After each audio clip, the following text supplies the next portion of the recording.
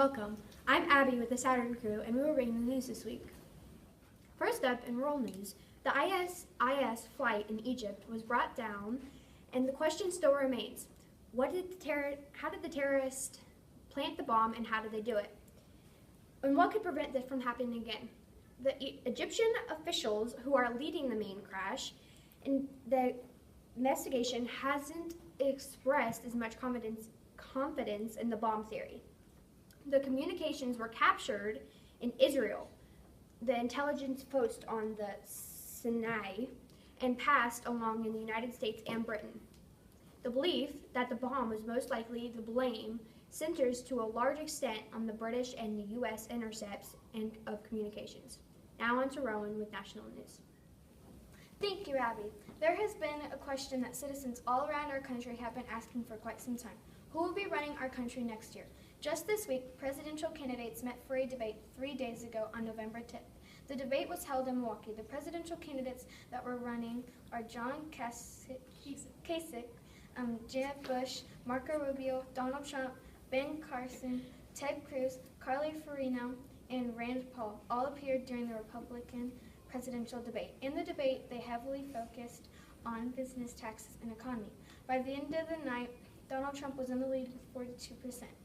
I want to make our country greater than it's ever been.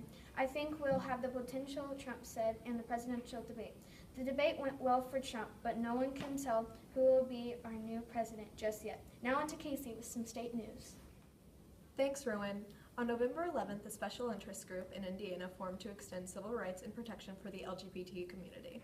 This group, called Indiana Competes, will lobby the General Assembly to adopt protections on the basis of sexual orientation and gender identity in housing, employment, and public accommodations.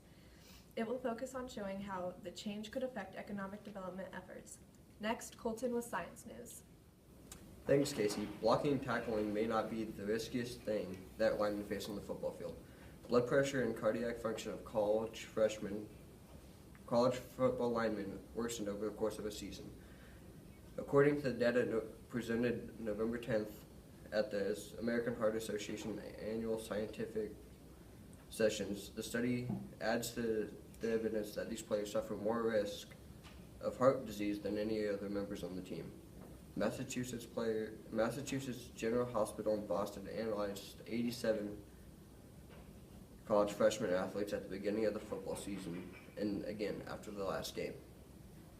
While no player had high blood pressure at the beginning of the season, 9 out of the 30 linemen did by the end of the season.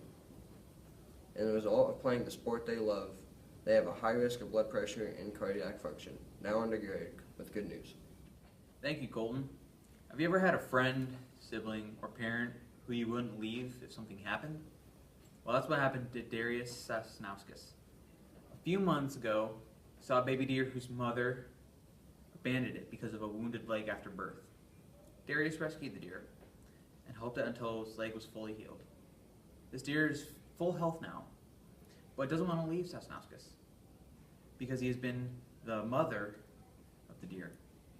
They ran across the deer's mother, and sadly, the deer didn't want to go with its mom and stayed with Sasnauskas because he was such a good parent. This is Gary Michaels on TCSN signing off.